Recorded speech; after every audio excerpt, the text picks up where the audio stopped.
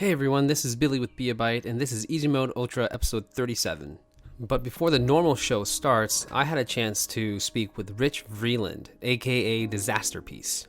He's the composer for hit indie game Fez and the recently launched Hyper Light Drifter. The piano music you're hearing now is actually composed by Rich himself on Hyper Light's soundtrack. And if you like this podcast, please rate us on iTunes and also Google Play. You can also pick up Hyper Light Drifter on PC, Mac, and Linux right now. So without further ado, this is my conversation with Disasterpeace.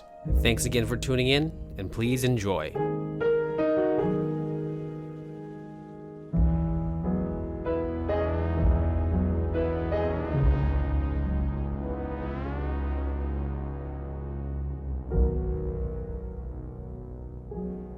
Rich Vreeland, I hope I say that right, aka Disasterpeace.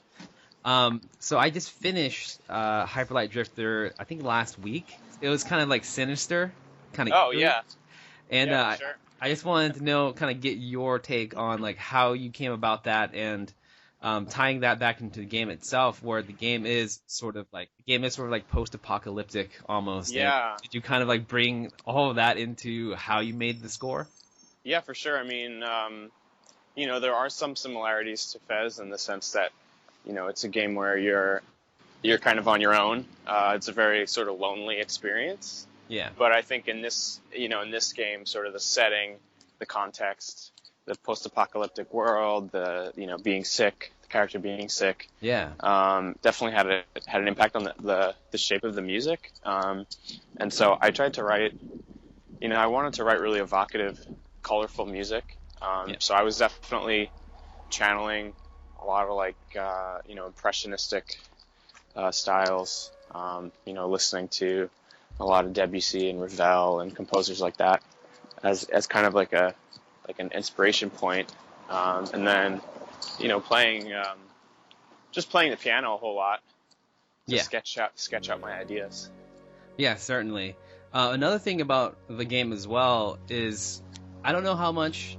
I'm always curious about this when it comes to music composers within video games. How much input do you usually get, especially for like a game like Hyper Light Drifter? Are you designing all of the combat sounds as well? Like every time the character hits something, are you making those noises and like all the ambient, kind of like when you open a door, it makes like a whoosh sound? Like, are you involved in that sort of process as well? I'm only involved in the process so much as that I listen to those sounds and I'll give feedback. But we actually had a dedicated sound designer for the project. A colleague of mine who I went to music school with, whose name is Akash Thacker, and he did all the sound design. And I did do some of the ambience work. So some of the water and wind type sounds. Mm-hmm. I worked on. And had some help with that. I had an intern for a little while help me Very nice. kind of flesh out some of those sounds. Yeah, you got interns now. Trying to make my life a little easier. Yeah, for sure. And I actually kind of want to go off of that, Rich. I didn't realize you're pretty young. You're not even 30 yet, right?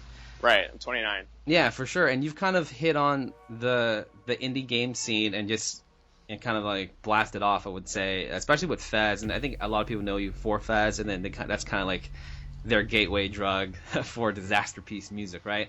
Sure. Is this something, game music, is that something you've always wanted to do? Because I've read somewhere that you wanted to be in like a rock band before all of this and things like that. Is there any aspirations for that still, kind of doing your own stuff? I know you have your own stuff, but kind of video game music seems to be your bread and butter at the moment. Is that kind of where you want to lie for the rest of your career, or are you looking at other things as well?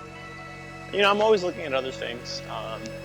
For me, it's highly contextual from project to project. It has less to do with the medium and more to do with just, if the project is going to align with my interests and my goals with my music.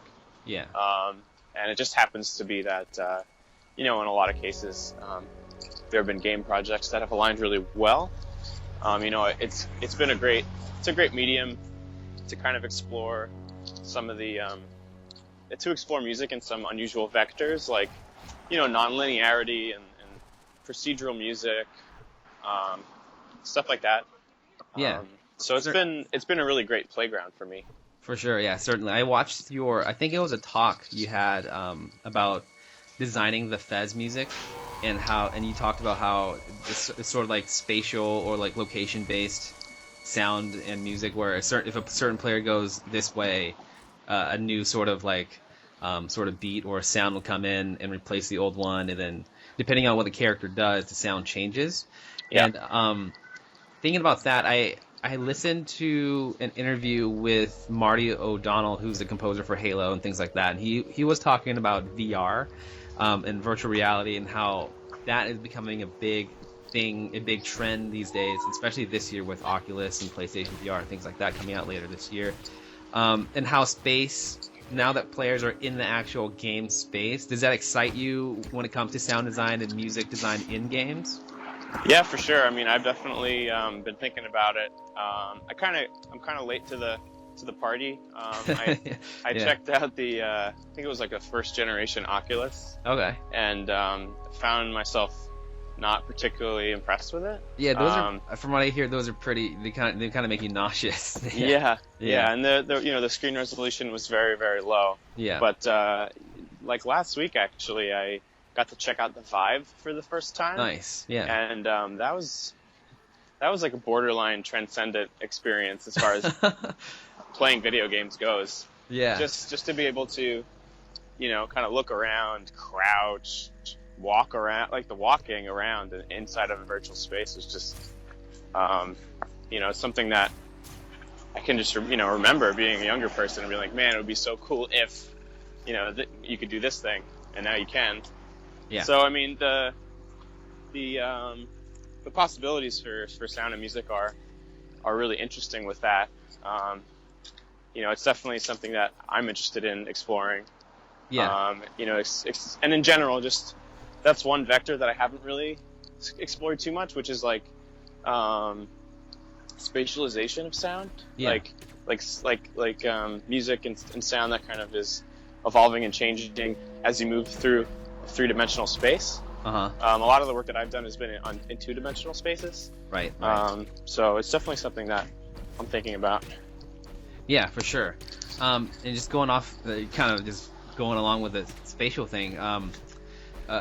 When you did It Follows, that was kind of a different thing, right? You've done one film before that. You did Somewhere, and that was kind of a short animated film. And that was super awesome.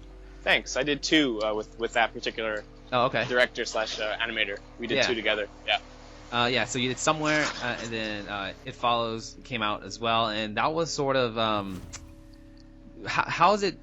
Do you have this sort of like click into a different mindset when you're working with a film instead of a game, like you were saying, instead of a player being in like a 2D space, when you're watching a film, those actors are in sort of a 3D, they're in 3D space, they're in the real world. How does that kind of change your mindset? Or are you just trying to follow, like for It Follows, for example, are you just really going for the sort of horror feel, or are you kind of thinking about it almost as a game as well? Yeah, I don't really make a 2D 3D distinction with a film. I think the distinctions are more the fact that it's linear, it opens up kind of it opens things up in a certain way, because it's it means that there's moment to moment there's one solution, right, as opposed to games sometimes where it can be a little harder to wrap my brain around. But it's just definitely trying to do horror feels.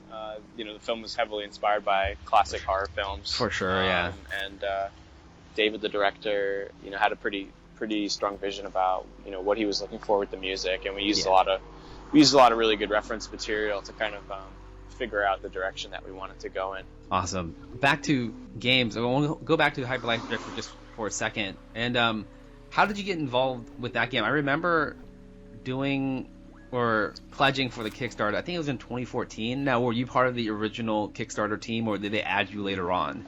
For Hyperlight? Yeah, for Hyperlight. I was Alex reached out to me right before the Kickstarter was going to go live. Okay. And and actually, he was in touch with a good friend of mine, Roger Hicks, who is a game developer in his own right, and we played shows live together for like probably 3 or 4 years. Yeah. And he had told me that Alex was a big fan and was looking for, was interested in maybe working together with me on Hyperlight. And so yeah, that's kind of how that came together. Sweet. So yeah, you were there pretty much in the beginning then, and now how did you react when the thing about Hyperlight is like have you played it at all? Yeah, a whole lot. Okay. I mean, not in like the way that a consumer would play it. Right. Yeah, you guys were like testing in things, I'm sure. Yeah. Yeah, playing it out of order. Exactly. I was wondering if you had any insights to what Alex was trying to do and what he was trying to convey. I got the idea that it was like a post-apocalyptic kind of story, and there are all these animal creatures and things like that that are kind of in kind of refugee camps and things like that. I don't know. What was your take on sort of the narrative? I know you're a sound guy, but well, I mean, we talked a lot. We talked a whole lot about the story and about what things meant. And a lot of it, but at the same time, was also somewhat ambiguous and open to interpretation. Yeah, so it was more broad strokes at certain points. Yeah. But at the same token, we had a full-time person who was dedicated to just fleshing out the narrative and world building. Yeah. So I mean, everything that happens for a reason, and there's a backstory. It's not just like, we're gonna do this vague thing to be cool. Yeah. And a lot of that stuff is gonna come out because I know that they're doing like an art book, and there's gonna be like story beats in that book. Oh, nice. So yeah, I mean, it wouldn't be fair to give you like an interpretation because I know what the story's about from the source. Yeah. Yeah. Yeah, but I mean, it's definitely a post-apocalyptic setting. There's a sickness. Certainly, yeah. That's what really got me, because every time you complete a level or something, the character sort of coughs. And actually, I had a debate. I had a debate with a friend. What is the character's name? Is it the Drifter or is it the Magician? I read somewhere officially that that the character's name is the Magician, but I'm not sure. I've never heard that before. Really? Magician. No, that's new. That's new to me. Yeah. Do you guys refer to the character as the Drifter then? Yeah, internally we call him the Drifter. Okay, man, I wonder where I saw it then. Because I went out and bought the shirt from, I think, Fangamer or I Am 8-Bit or whatever. And they listed the shirt with the main character on it as the Magician, and I don't know. I've kept it up. I've been telling everybody that since, so maybe I'm just like wrong. Well, there's been a lot of like fan like labeling of different things in the game because there's no words in the game. Yeah, that's super interesting. Yeah. And so internally, it's been really entertaining. Yeah. To see the kind of names that people come up with for some of the characters and the monsters and stuff. Yeah, definitely. Yeah, the vagueness and the mysteriousness is rich for fanfic, I suppose. Yeah. Let's see. So, do you consider yourself a game dev? Yeah, I guess so. I mean, I certainly like to get into programming when I'm working on games, implementation. Yeah. I've made some of my own little things. Yeah, you made January, right? That was all you. I made January. That was all me. Yeah. So I mean, I have the skill set. Certainly. Is that something you kind of dabble with when you're not on projects like Hyperlight Drifter, or are you? Again, this kind of goes back to the original question where it's like, do you want to go in like full on? Let's just code everything. Let's make everything. Let's do everything. Because I've kind of been in that situation as well. Yeah. Where I've wanted to start projects, but then I kind of want to do everything. I get crazy overwhelmed. But is that kind of for you too, or are you happy with just the music aspect? I'm kind of all over the place. Okay. I mean, it's part of why I try not to retread old ground, and all my projects are different. Yeah. That's kind of what I like to do. And so I try not to limit myself to a medium or to a certain way of expression. So I'll do I'll do a project where I'm doing a lot of programming, or I'll do music for like a dance troupe or something, or I'll do something that's just sound design, or there's always some sort of angle that usually ties it, that usually will tie it to sound or music, because that's one of my, if not my, it is. It's my my biggest passion. Yeah. But I'm always looking for different angles with that. For sure. Yeah. I just wanted to touch upon The Floor Is Jelly. Now, I played that recently for the first time, and I was kind of blown away because I knew it was you doing the music and the sound and things like that, but it feels, it's much more acoustic than anything I've heard from you. And do you plan on doing more sort of less synthesizer, more acoustic instruments in future projects? Yeah, absolutely. That's something that's been on the docket for me for a long time. Yeah.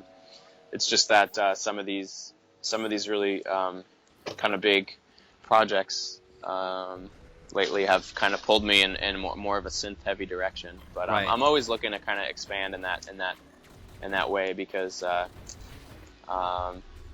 it's something that I haven't done a whole lot of, and I think it would be fun, and I like working with other people. Right, for sure. Do you think it, because of your success in the past with that sort of electronic synth sound, that you're kind of, people, like, if I was a developer and I wanted that kind of synthesizer sound and I looked to you, like, do you feel like you're kind of forced in that kind of mold in a way? Is that limiting to you, or do you think that's okay? There's an intention in general. I think this is just kind of a rule of thumb. Yeah. Where if you do something successful that people like, society is going to try to pigeonhole you into that thing that you do. You're Right. going to become typecast. Exactly. As they say in Hollywood. Yeah. So, as a creator, you have to fight against that.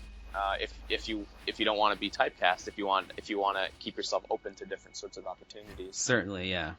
So that's something that I'm very cognizant of when Okay. I choose projects. Yeah. After Fez, I got a lot of offers to do. We want you to do Fez, but for us. And then after Yeah. It Follows, we want you to do like It Follows, but for us. So Right. any sort of offer that's along those lines, I will I'll almost reject just up front. Yeah. Because that's not what interests me. So. Right. Certainly. That makes a lot of sense. Hyperlight, again, it does sound very different from your other work, and I think that's why I almost didn't recognize you in the beginning.